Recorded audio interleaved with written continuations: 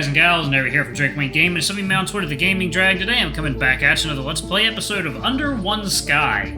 So yeah, I don't think you can save during this game, so it's gonna make replaying this a little more difficult. So I got it as close as I could. So let's go ahead and jump right back in, shall we? Alright. Alarm chain, you are up, and let's go. Alright.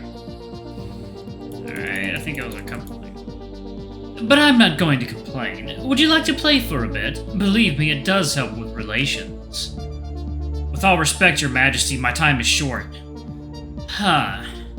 State your case then, soldier. I'm here to negotiate an alliance. An alliance? This certainly is a jump from where our people were before. I'm not asking for more than a mutual aid, to get ships together for a single battle, to stop the threat before it consumes us all. If you are asking this once, you will ask again. And from what I recall, it was only a year ago that we were mortal enemies. I am well aware of our position, but matters have changed. The Kraken have stolen the planet Pellar from us. And this is supposed to convince me to make an alliance with you. As I recall, you stole Pellar from us first. That was our planet. The matter of over a century's worth of planning. Our colony wiped out. I am not here to argue that point. We had our disagreements. Disagreements, he says. But while the Kraken have nominally secured Pellar on your behalf, I would contend that neither of us actually have control over Pellar, and all this has done is given your masters a stronger foothold in this sector. Are you certain about that? You cannot tell me that you chose to live the remainder of your life on the space station.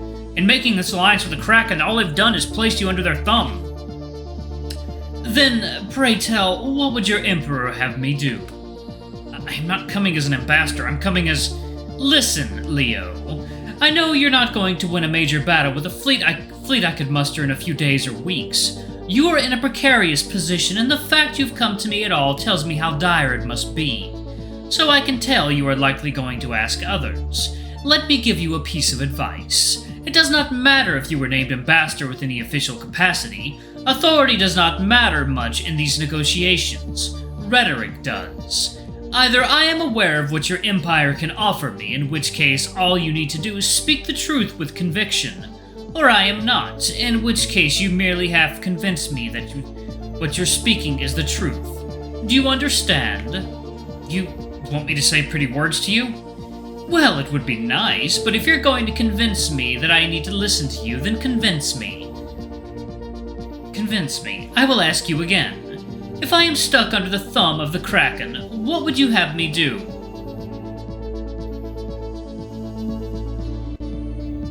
Promise a better future?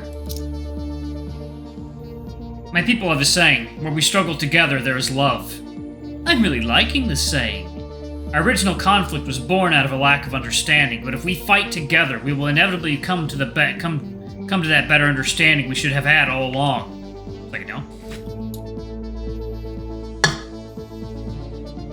Rescind the alliance. Fight with us against your masters instead. We will find peace together on that long road, I can guarantee it. A noble sentiment, even if I am not sure my people would agree. To us, love is love, and struggle is struggle. But you must agree that, among different types of struggles, the Kraken are the worst. Certainly, I agree with you. In any case, it's far too late to simply rescind our alliance. But you must agree. Oh, I do. It's just... Politics is a very long road. I became aware of the Kraken problem well over a decade ago now, and I did everything in my power to stop this shift from happening. But I could not. And if I could not, there are none on Riss who can. I am sorry, but there is simply nothing I can do. You could break away. Intriguing notion, as I've already stated the reason I cannot. I asked you to rescind the alliance, but if it is impossible at this point, you must break out on your own. Go on. Restrictions, yep. The Kraken are restricting your potential. You are only allowed to do business with them, by their rules and under their watchful eye. Without them, you will be beholden to none but yourself. An alliance with the Leo would not be on any but your own terms, though I am confident you will see that the Leo are good partners in business as well as war. And in bed too, I hope. What? You speak my tongue, Leo. Come over here and let's see how else our tongues align. Did that just turn you on? My apologies if it is too forward for your people. My hormones have been running wild since the pregnancy. Oh, he's intersex. Maybe? Hermaphroditic? I'm not sure. I assure you it does not affect the Ringle's judgment. You're pregnant? But wait, I thought... Well, the king isn't very good at his job without progeny. You decide to drop the subject before it goes in a weirder direction. Let's say I agree with this. I break away, leave behind most of my assets, become independent, and seek an alliance with your people. Well, the first thing I am going to want is a sign that my legitimacy as the king of all Ringle is respected. That seems entirely fair. It's not as though I can offer you much in this negotiation right here. Aha. Remember, you are the ambassador. And even if you were official, I know you cannot hand over a bounty of gold or land or titles right now. All ambassadors do is make promises. Even so, I cannot bring a treaty to the Emperor to sign. And then it's a good thing we're not talking about a treaty. We're just talking about committing ships and perhaps putting our paws in the door for the potential of a future treaty.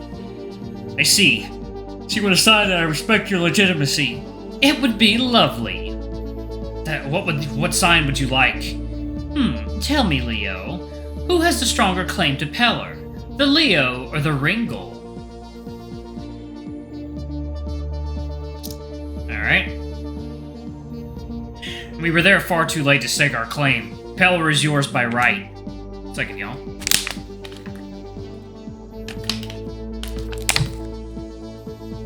And you fought us knowing this. I'm a loyal soldier. For that I do not apologize. I'm sure the Ringle who fought us would agree the same if any of them thought we had a stronger claim. But if neither of us can hold Pelor by might, then the matter is moot. I see. Well, who was in the right was one matter. A separate matter is this. Mine or not, that matter is in the past. Would it not be in my best interest to ask for Pelor as part of the war prize? What if I said that in exchange for my assistance you must surrender your claim to Pelor?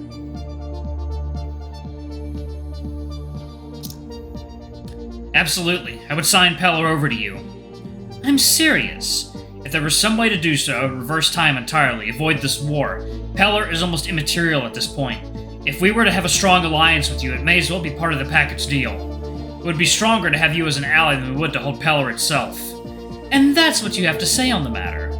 That's all there is to say. I would like to stay and play word games with you some more, but I cannot. I need your answer. That's all I wanted to hear. You did well, Leo. If only all your kind were as diplomatic as you, we would likely not be in this position to start. So I have your support? I will have to see what I can do. Are you sure that you can't stay longer? I would very much like to feel how firm those muscles are. Or how giving. Will you commit more ships if I say yes? I make it a rule not to mix business and pleasure. Then, sorry. Pity. Hope you survive, Leo. Chapter 2. The Misa. Your next stop took you to Sil, a dense urban center on the Misa homeworld of Miriar. A small species with large numbers, the Misa have yet to get into space on their own before being pressed into conflict larger than themselves. To be fair, most things are larger than them.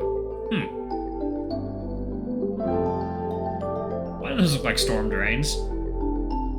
Are those tiny storm drains? Are these just tiny, tiny buildings?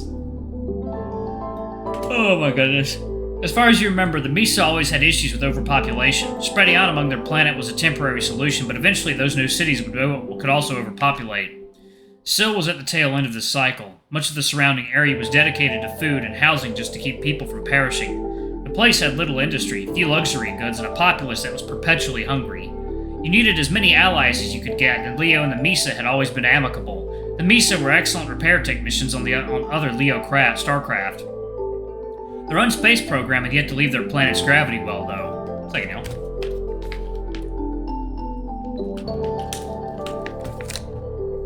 But even without ships of their own, certainly they'd be willing to help. Even by going through official channels, you were quickly given audience with the Misa High Commander.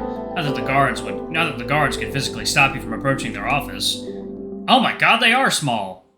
You stand outside the commander's balcony. Even with her on the third floor, you still have to bend knees ever so slightly to see eye to eye. I'm Wing Commander Sarah. I've come here to ask... With a raised palm and a scowl, the Misa commander interrupts you from her wobbly balcony.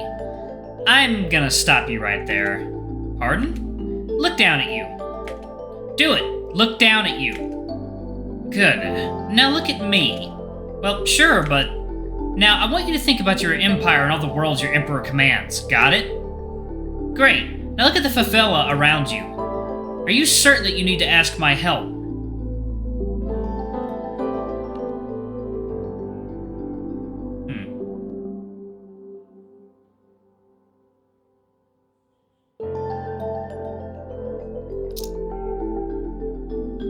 Weird, okay. Actually, I was thinking that we could help each other. How so? Well, I need help attacking the Kraken, and you need help protecting your planet. Protecting the planet? From whom? Well, the Kraken, of course. I don't see any Kraken attacking this planet.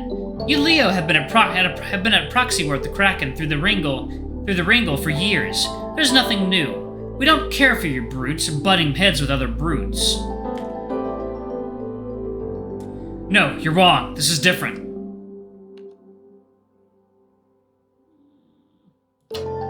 Oh. Damn it! There's a Kraken dreadnought out there destroying planets. Whose planets? They're going to destroy Nishira 4. That's one of yours, a planet in your empire. Yes, it's a peaceful agricultural commune. That says a lot, honestly. How do you mean? The Kraken are showing the galaxy that it's dangerous to be allied with you, even if your world is peaceful like our own. You should forget about Nishira 4 and go on with your life. No, we can't give up on them. Just because a dreadnought can kill a planet does not mean that we have to let it. I can see you're new to being helpless. You're used to being able to fix whatever problems you face. That's okay, in time. No, I refuse to give up. This cause isn't hopeless. That's why I want your help. Okay, fine. You want to stop the Kraken, I get that. Your people are already at war with the Kraken. They already hate you and want to kill all of you. I hate to be cold about this, but why should my people get involved? Why should we provoke the Kraken? Tail.